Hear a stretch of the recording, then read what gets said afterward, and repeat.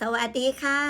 พี่น้องค่ะสวัสดีพี่น้องที่หักแพงสุขุสุขคนค่ะทักทายกันบ่ว่าสิเป็นไผอยู่ไสขอบคุณหลายๆเด้อพี่น้องมาเป็นแห้งใจให้กัน หลายคนเปิ้นก็ว่า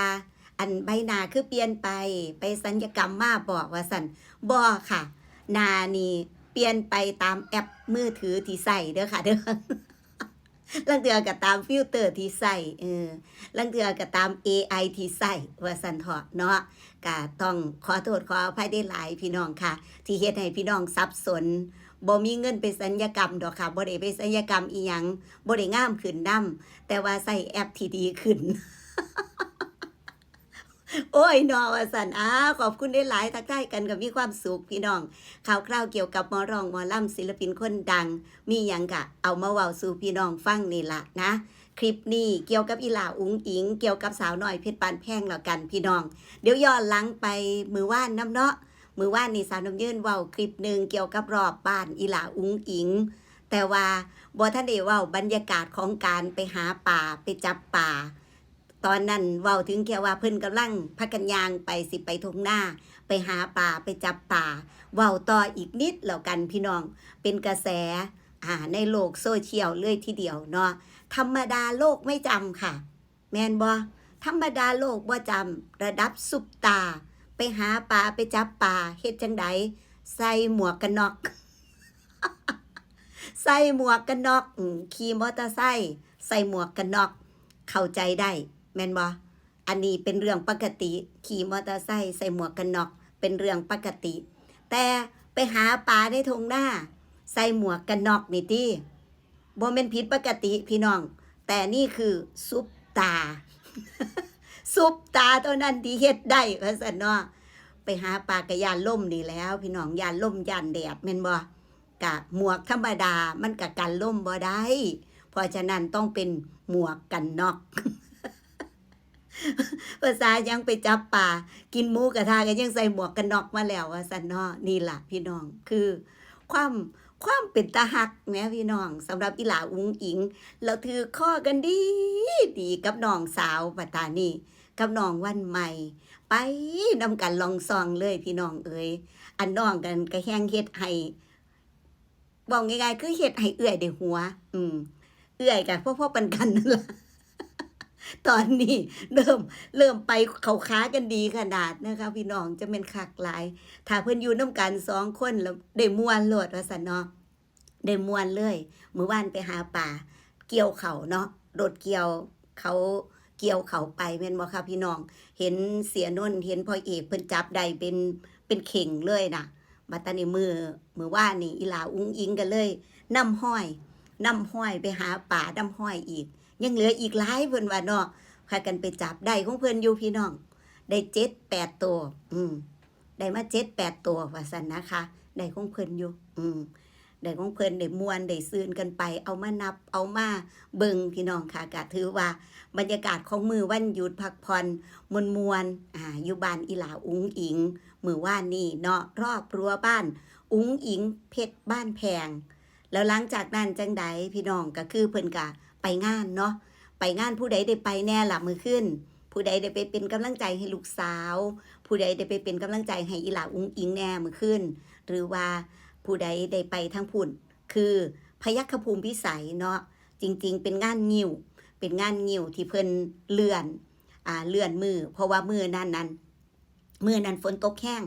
บ่สามารถทำการแสดงได้สาวน้อยเพชรบ้านแพงเพิ่นก็เลยที่แรกเพิ่นว่ายกเลิกยกเลิกไอ้เฮาก็ว่าสงสัย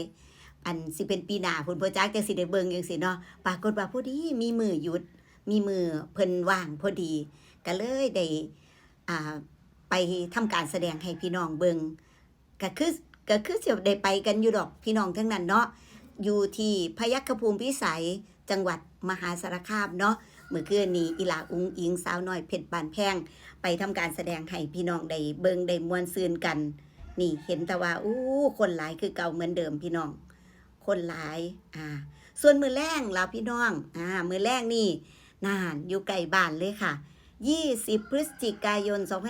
2568นาที่ว่าการอำเภอปางกูพี่น้องมือแรงนี่เป็นงานสมโพธิศาลหลักเมืองปางกูจังหวัด ศรีสะเกษค่ะสาวน้อยเพชรปานแพงอีหลาอุ๋งอิงไปทำการแสดงให้พี่น้องได้เบิ่งอีกนะคะทางปางกูเด้อพี่น้องเด้อไปมวนซืนกันพี่น้องเอ๋ยไปมวนซืนกันไปใส่คนกันหลายคือเก่าพี่น้องเห็นบ่นี่มื้อคืนนี่อุ้ยคนเต็มอะยะแหมไปใส่คนกันหลายคือเก่าสาวน้อยเพชรปานแพงเนาะก็ถือว่า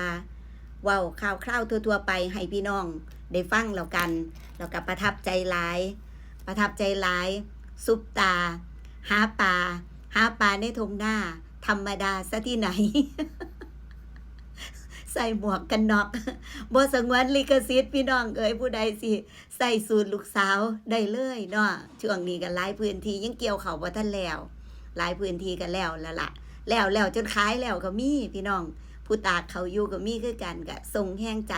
ให้พี่น้องลมมาแห้งมื้อนี้หนาวก็มื้อวานช่วงเช้าๆหนาวก็มื้อวานแล้วลมแห้งพัดเอาอนาคตอนาง้อนี้เบิดแล้วล่ะพี่น้อง อุลคนว่าป้าลมคือว่าแห้งแท้พดอันพัดเอาอนาคตกว่านี้เบิดแล้วซั่น เห็นก็เจ้าโพดในเฟซในเพจบ่พี่น้องเห็นบ่คำคมโพดเป็นข้อความซุมื้อนี้ดอกเขาเจ้าก็มีคนติดตามดีเด้โพดคำคมโพดหยังจังซี่โพดคำเว้าตลกชวนแบบให้เฮาอยากหัวไปนำลมแห้งหลายเพิ่นว่าพดพัดโอ้ยเป็นหยังก็ออกแต่โพด ลมแห้งหลายพัดเอาอนาคตข่อยนี้เบิดแล้วจังซี่นะคะก็ว่ากันไปพี่น้องค่ะก็ว่ากันไปเว้าสู่กันฟังขอบคุณได้หลายทุกแห่งใจเด้อยังมีคำถามยังมีหลายๆอย่างที่พี่น้องพิมพ์ไว้อยากให้ไปถ่ายคลิปอยากให้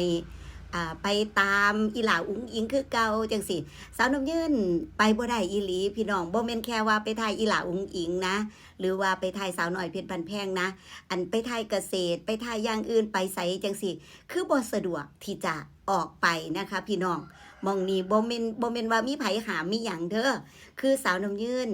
ด้วยความส่วนตัวบ่สามารถที่จะออกไปไสได้จังซี่นะคะก็คือบ่สะดวกที่จะไปใส่มาใส่ว่าสันทอเอาเป็นว่าก็เอาเป็นข่าวซะเอาเป็นข่าวกับบ่ถึงกับข่าวแบบคักๆเอาเป็นเว้าสู่กันฟังซะเฮามาเว้าเรื่องราวเกี่ยวกับหมอร้องหมอลำศิลปินคนดังหรือว่ามีกิจกรรมอีหยังที่แบบเด่นๆดังๆที่เขากำลังฮิตกำลังจับตาแนมอยู่จังซี่เนาะพอมีหยังมาเว้าสู่กันฟังหามาเว้าสู่กันฟังแบบนี้ซะพี่น้องฝากติดตามนำผู้ใดมักสไตล์นี้แบบนี้ก็ติดตามให้สาวน้ำยืนแน่ผู้ใดบ่มักก็บ่ว่ากันคือว่าเนาะแล้วก็ฝาก Facebook ดีเจสาวน้ำยืนเพึ่งกลับไปเปิดโหมดมืออาชีพอันนั่นได้เครื่องมือสร้างรายได้จากเนื้อหาคักย่านท่ออยู่พี่น้อง ย่านท่อกันอยู่ไปเป็นแห้งใจให้เด้อทาง Facebook ดีเจสาวน้ำยืนนะคะขอบคุณค่ะพี่น้องคลิปนี้เอาซ้ำนี้ก่อนเดี๋ยวจังพอกันในคลิปต่อไปอยู่ดีมีแห้งหักแพงแบ่งปันนะคะสวัสดีค่ะ